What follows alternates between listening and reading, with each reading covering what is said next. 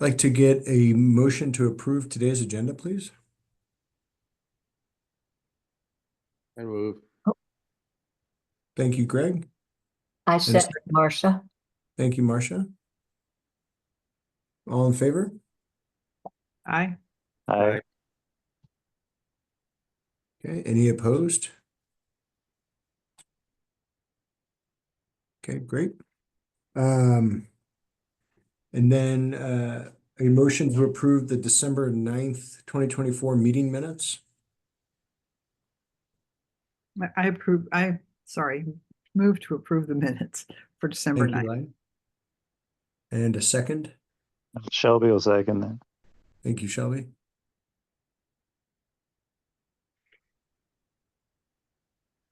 And all in favor? Aye. Aye. Any opposed? That'll be none. Okay, and thank you, Kaylee, for hopping on. Great. Hey, All can right, you so guys hear me now? Yeah, we got you loud and clear, Dax. Thanks. Okay, good. So we've got Greg, Lida, Shelby, Matt, Marcia, Dax, and Kaylee. And joining us today, we have Sherry Pryor and Kess Porter as well. Sherry or Kess, do you have any public input you'd like to provide or share with the steering committee? No, I don't think so. And we have a meeting at 4, so we'll hop off about 3:30. No problem. All right. Thank you. Well, then we'll get right into business. And speaking of business, so just to kind of refresh everyone's memory and to sort of level set, this is a concept that we've been talking about for some time, and we're trying to get closer to bullseye here. Again, just a little bit of background. This was the business marketing concept and grant. This is something that Kaylee, Marcia, and Matt had been working on, and then Matt and I have been talking really through much of really since Thanksgiving on about kind of how to implement this. Have some ideas. We've done talked to some business owners and just gotten some feedback on what specifically their needs are when it comes to physical marketing. So really, we've been talking about is signage. How can we better kind of help them promote what it is that they have going on? But then there's also the opportunity for some social media attention to be given to their business operations as well. So I've been doing a little bit of research on just what the requirements are in terms of permitting, sign permitting, and who and what we need to go through, whether it be Plumas County or Matt's going to be following up with Caltrans. And then just getting some basic pricing for what we're talking about and based off of what the county permits for signage. So like standalone signage or signage that is actually on the face of a building. And then, of course, there's different requirements for, flags or banners and things of that nature. But what we'd like to do is sort of kind of get, like I was saying, closer to that bullseye on this, just so we can move forward and have these things prepped and ready to go. Because if you're thinking that we're kind of in a spring training sort of area right now for a few months, between January, February, March, if we really get this done, that way as more vehicular traffic and whatnot may increase along the highway, as folks go to and from the lake, getting closer to summer, if this is all done, ready to go, and it's up and noticeable, that's the ideal timeline here. And some of these things, you just takes a little bit of time when we're talking about permitting and whatnot. So I'll turn things over to Matt. He can elaborate a little bit more fully on this concept. And then we'll just kind of open up for discussion with regard to, good ideas and best practices. So I went with Pat and we visited some local businesses. We went to Valley Grind and Region Burger, Evergreen, Hunter's Hardware, and Kaylee's Riley's Jerky, and talked to them about potential for signage. Everyone was really enthusiastic. Like, it's going to be some really nice signage that's designed specifically for their use, and we're paying for it all. So a couple of takeaways is that the signs are going to be all quite different because we've got different use cases. So, for example, the evergreen sign might be a fabric sign. At the moment, there's this really tattered thing way up high. maybe that would be a replacement for that. Maybe for Susie Hunter would be like a sandwich board on the highway, and then the region burger maybe either aluminum thing or maybe a canvas thing, big sign. So the point is, and each of them will have kind of their own logo and their own text and their own kind of thing going on. So they're going to be quite different and take a little bit of project management for each one. We considered like giving the business money so that they could spend it themselves, or where we, through our partners, employ like a marketing person to manage it all for them. We think that probably there's a lot of bureaucracy and kind of one-time stuff, like the permit process and then the Caltrans what's it called, a setback thing, anyway, where you get close to the road for Caltrans. There's quite a lot of bureaucracy involved in putting out a sign, and then there's also the process of actually designing it in Photoshop and moving it around and getting a bid and making the thing and then installing it. So we consider either where the business, we give the money to the business does all that himself, or we try and do most of that ourselves. And we think it's probably much more efficient for the businesses if we try and concentrate that. Because if we've got 10 businesses, we've got 10 permit applications, 10 Caltrans, whatever applications, it's so much more efficient for our consultant person just to fill in all those docs and also work order this and that. So we think we'll probably try and get a marketing consultant to help us kind of manage this as a project. And we've got a couple of ideas who we're talking to this week. Pat, can you tell us more about the Bliss and the other lady who we're talking to on Wednesday? Yeah, there's a woman in Chester who runs a PR marketing firm called Sansoni Marketing. Coincidentally, she happens to be on the board of the Domino Foundation, but her business is in public relations and marketing. So with her, we're just going to kind of sketch out what's being described here to see if she can push us in the right direction. There's another company that we found that does they do all the website management and some social media marketing for some businesses here in Plymouth County, but they're part of the Lost Chamber Coalition, and they do their online presence as a member, and then also as they host everything, and that's called Bliss Branding Agency. So going to kind of start with both of those and see where that takes us. See if there's somebody that can help us just kind of create a little bit more of a comprehensive scheme for this. The other entity that we'd like to partner with is the Indian Valley Chamber of Commerce, just because this is kind of their bailiwick, right? This is what they do. Part of their charter is to promote businesses here in the valley. So if we can work with them to help ease the like the financial part of it, because it's a little bit more cumbersome and bureaucratic for us to be able to go business by business. But if it's something that the chamber can help us facilitate, whether or not a business is a member of the chamber or not, that's something that we got to look into, because we want this open to any business that can take advantage of this opportunity just to kind of help promote what they already have going on. So that's it in a thumbnail sketch there. Yeah. And then there was so we've got signs for these businesses, like storefronts, like we've been talking about. And then there's also kind of civic signs. So civic signs are kind of like the new IVCSD facility that's got this fire station. So that thing, maybe some signage for that, or maybe if there's going to be a park, like signage for a park, or signage for the ins and outs, sort of the entrance, like welcome to Greenville kind of sign. So we thought about those types of signs as well. Tyler's suggesting that we have that we employ like some kind of consulting agency thing for to help us think about these things. I don't think we need it for the commercial partners. Like we kind of know what Evergreen and whatever Region Burger needs. Like we don't really need a consultant to tell us that. The place where you might need a consultant would be, I don't know if it might be like boiling the ocean. So I'd like your guys' feedback, and it might be expensive as well. But if there is like this kind of branding Greenville as something, I mean, so that would be this kind of strategic, I don't know, workshop with sticky notes kind of thing that might give us some kind of brand thing. My issue is we've had this type of thing, half a dozen times before, and we still haven't. We don't have a tagline for Greenville, so I don't know if we're going to get one. But that Tyler suggested that we go through some kind of process where we have some kind of branding thing to thinking about Greenville or Indian Valley, and I don't know that thing. That may be more appropriate for these civic signs rather than commercial signs, but it comes with a cost. It comes with a certain level of bureaucracy and other people and all these things. What do you guys think?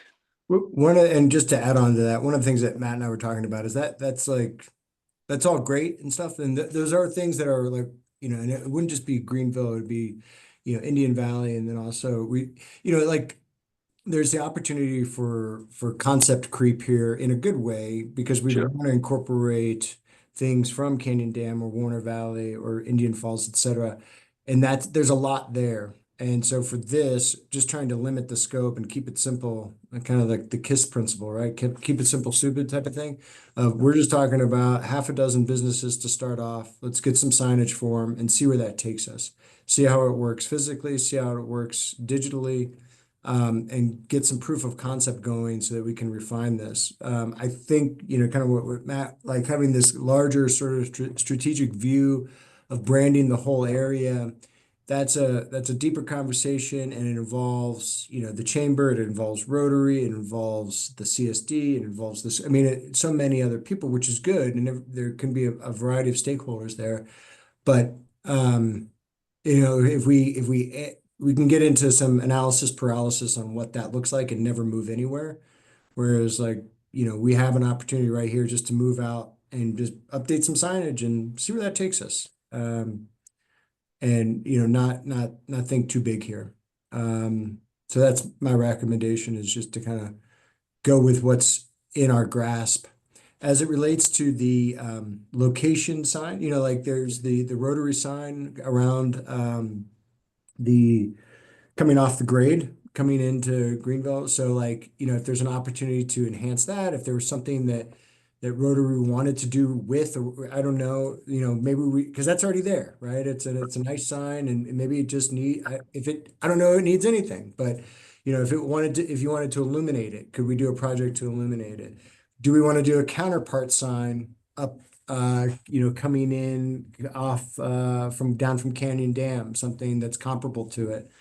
Is that something? And then of course there's the Rockscape Indian Valley signs at both the Taylorsville T and then the intersection of 89 and Wolf Creek Road, that announce that you're entering Indian Valley.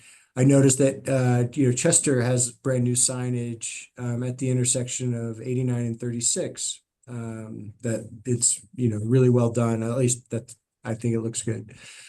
But these are all sort of underneath the same umbrella of just making things a little bit more noticeable, and creating opportunities for people to kind of stop and smell the roses a little bit, so that they know that they are somewhere. So any thoughts? Do you want to tell them about Rotary? Go ahead, Marcia. I like the idea of not giving the money to the businesses to make their own signs. Yeah. Because I think in the past, a lot of the businesses that had their own signs really frustrated me because they used a color paint that was really hard to see as you're going by. The font was not good.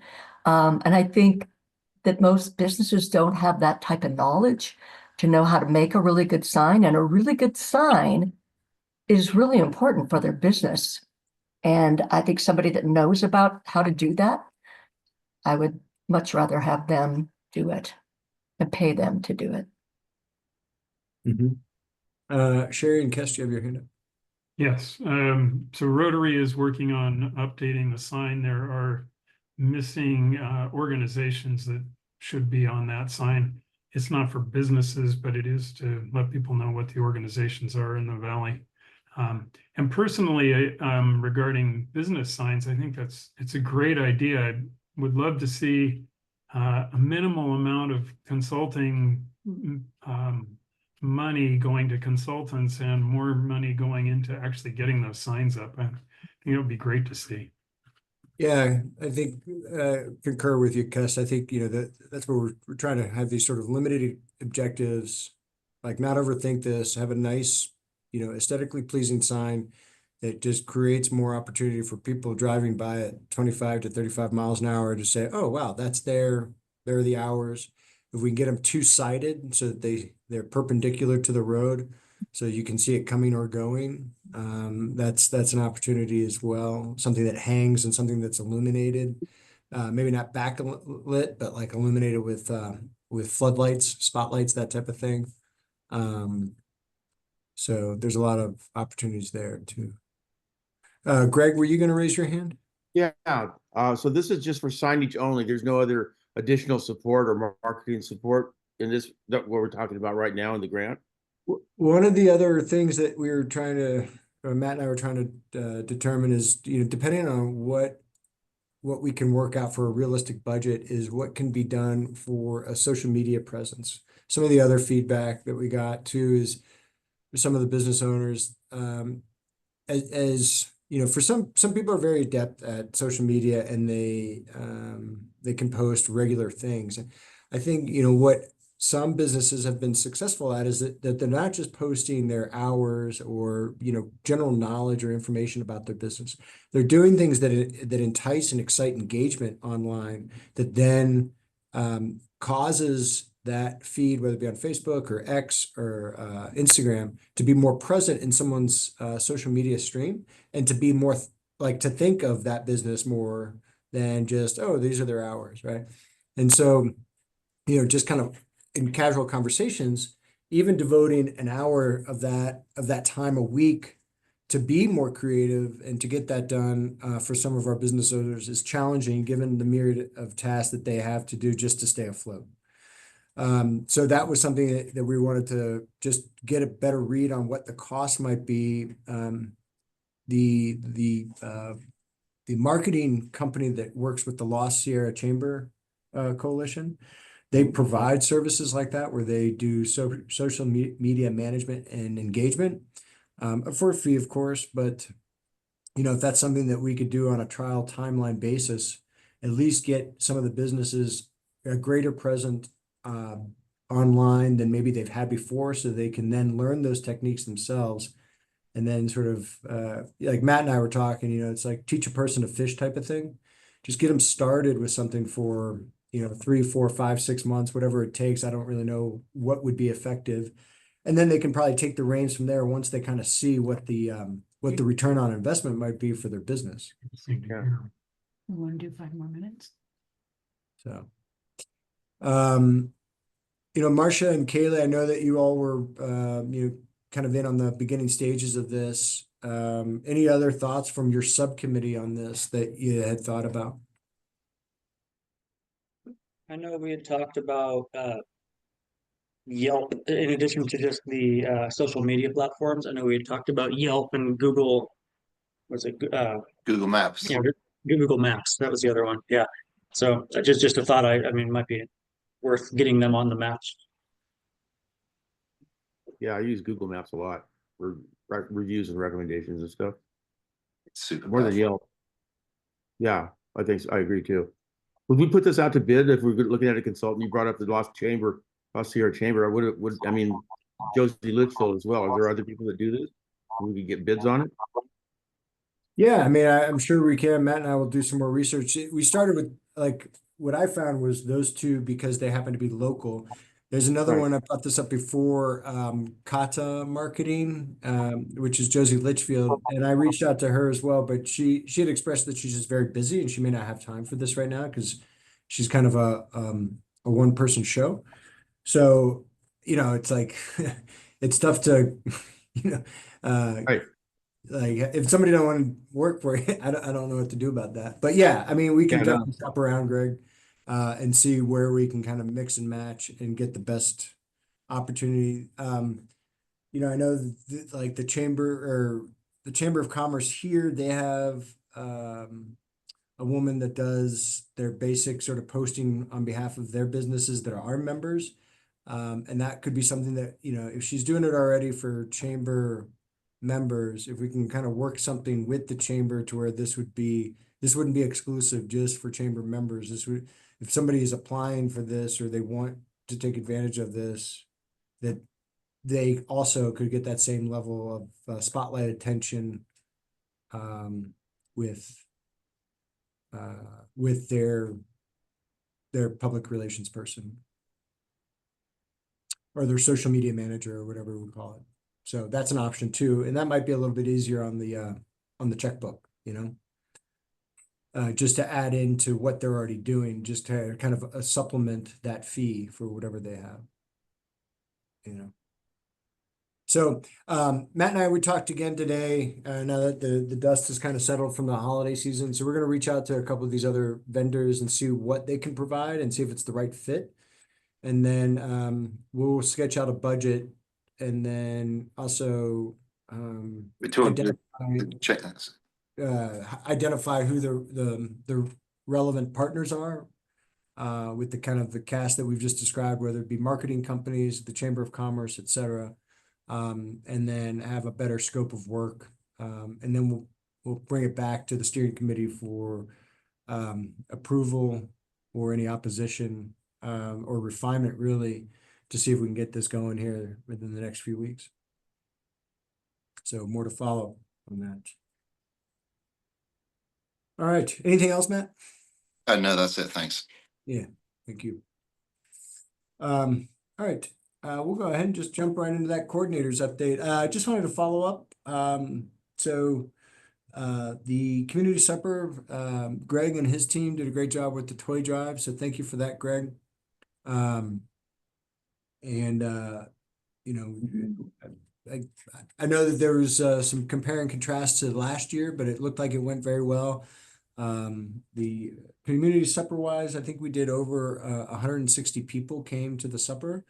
Marcia, thank you for your help in both providing some food, but also helping to serve the meal.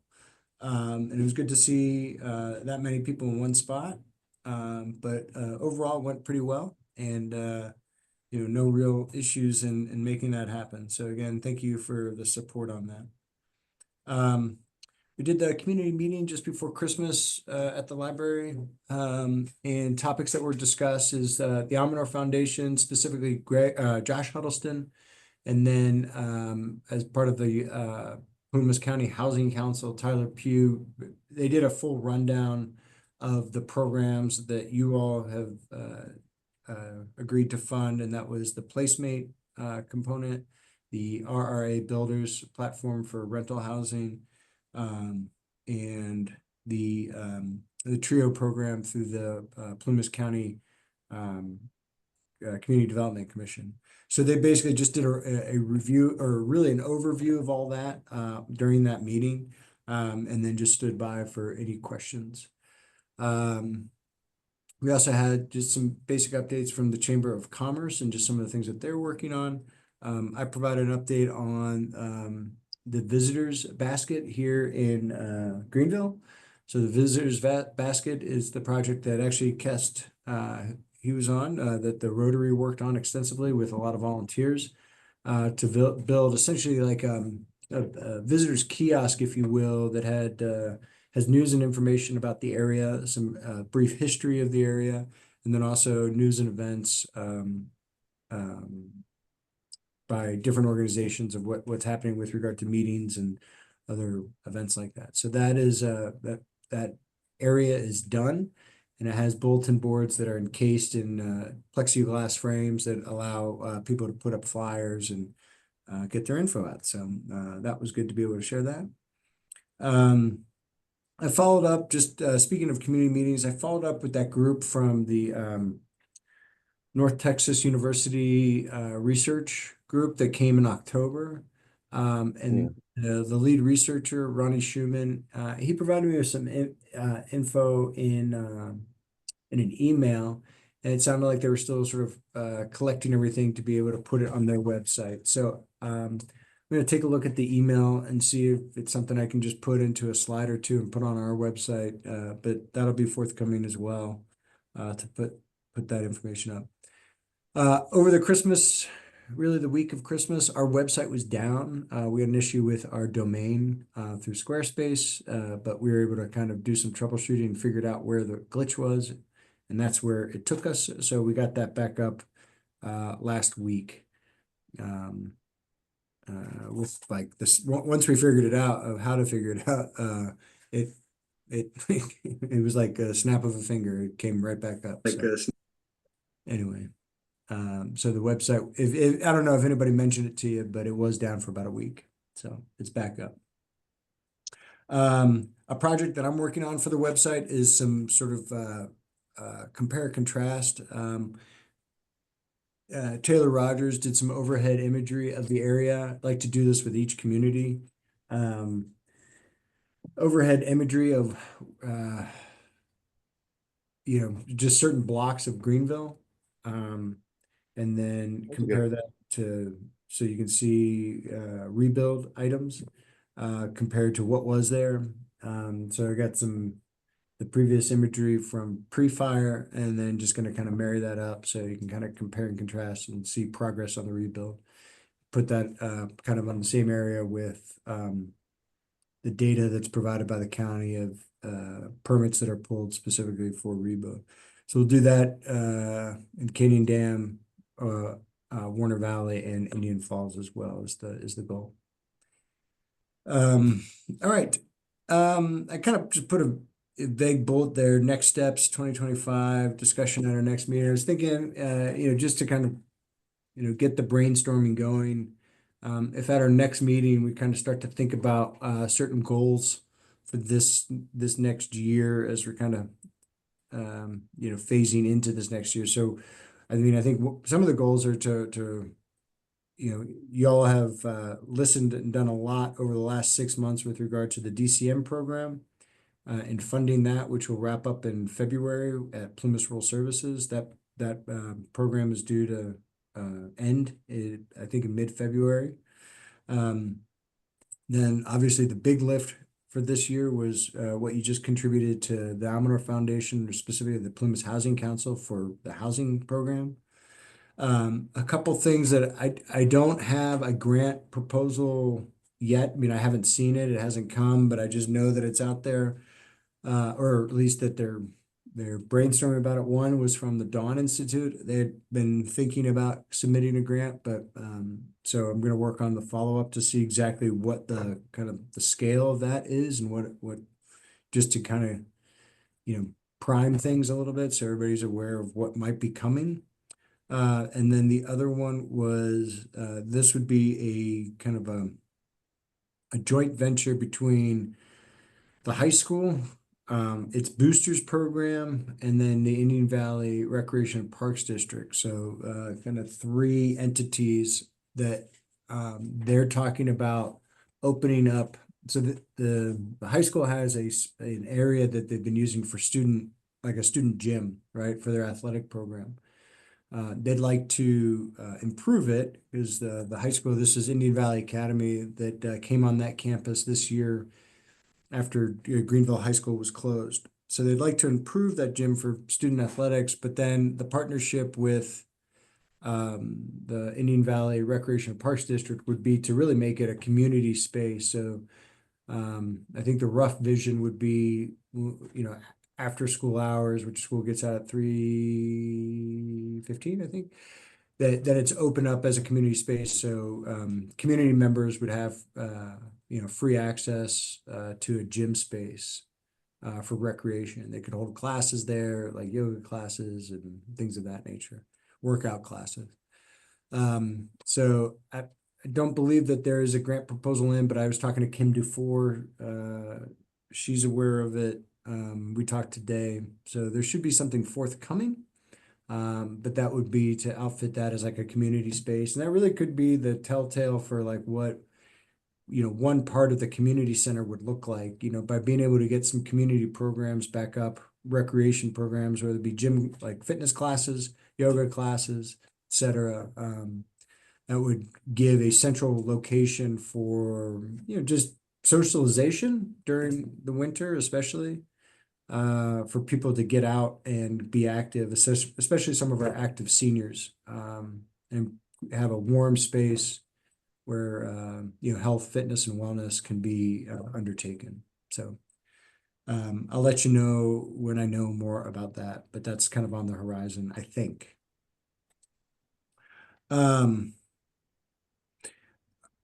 Yeah, so Danny Steyer's treasurer's report, roughly, after everything is accounted for with regard to current expenditures and some of the committed funds and obligated funds, et cetera, we're sitting at just over $700,000 available for grant funding. So, just a recommendation between now and say next time we meet, just kind of think about some of these larger rocks that we might be able to help move, and to think about where you think that funding can best be allocated to help again continue some of these projects. Yes, Greg. Along that line, I got an email from Clint Coble on his idea for down payment assistance and how that's progressing. Did everybody else get one? I did. Yeah. So what do you think? What did you think about it?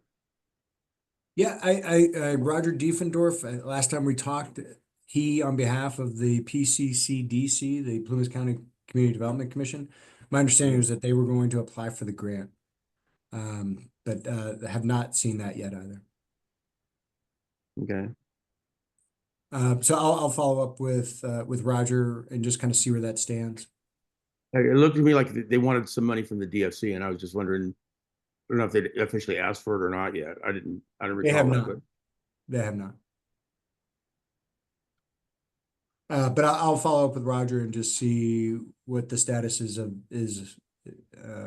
a grant request or anything else. yeah. Thank you. Any other thoughts? All right. This Oh, is yeah, go Dax. ahead, Dex. I'm just kind of curious, what we see as the future of ourselves as a group. Is there any plans to have elections in the future again? I know, I think as of January, I've put in my 3 years on the committee here, and just kind of want to get a feel for where we're at going forward. And if we want to bring in some new members or not, what everybody's thoughts are on that.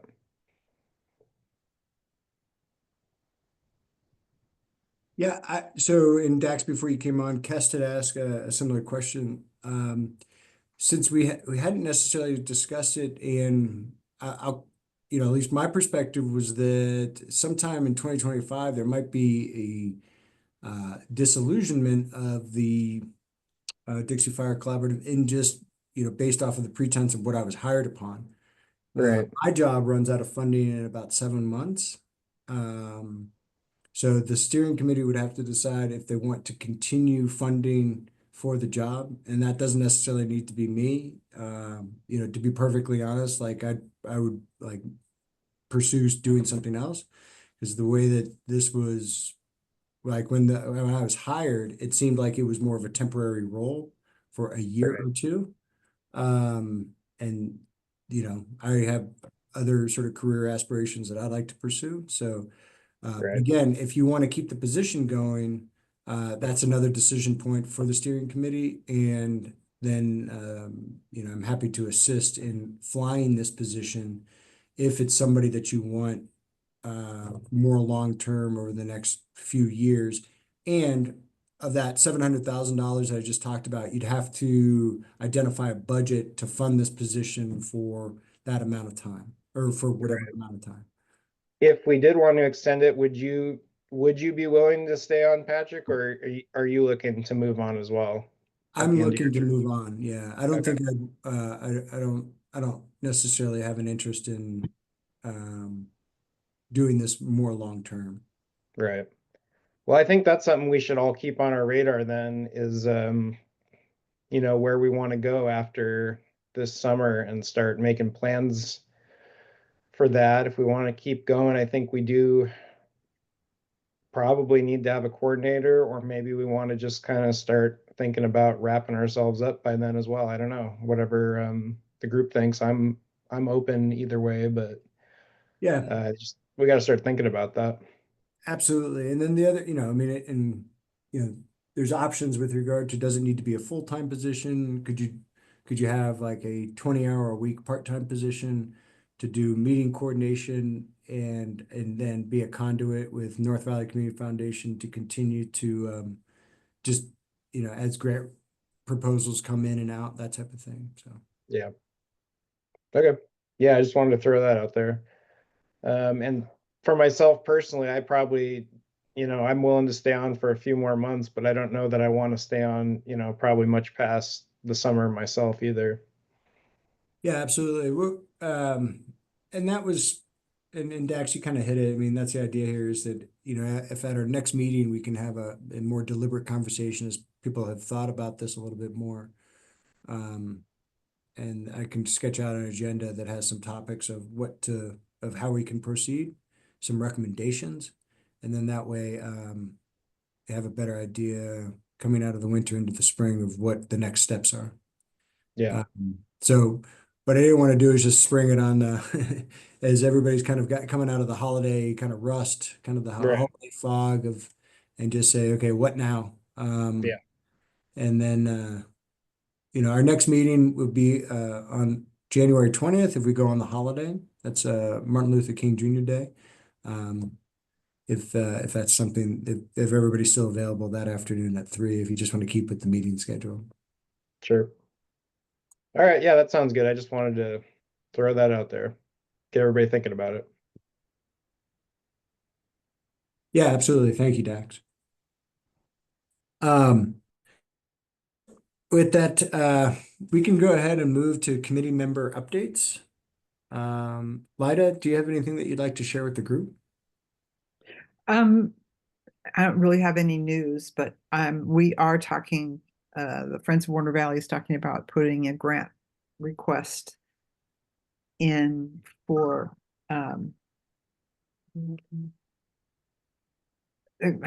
basically for removal of assorted stuff. We have had a lot of work done by the RCD, and some people have had private work done, but there's just a lot of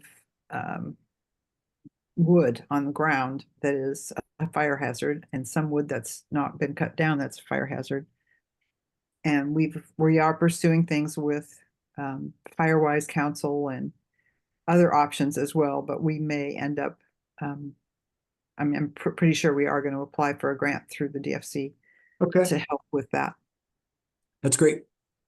And there was that tour actually that Greg and I were on, and Marcia, I think you were there too.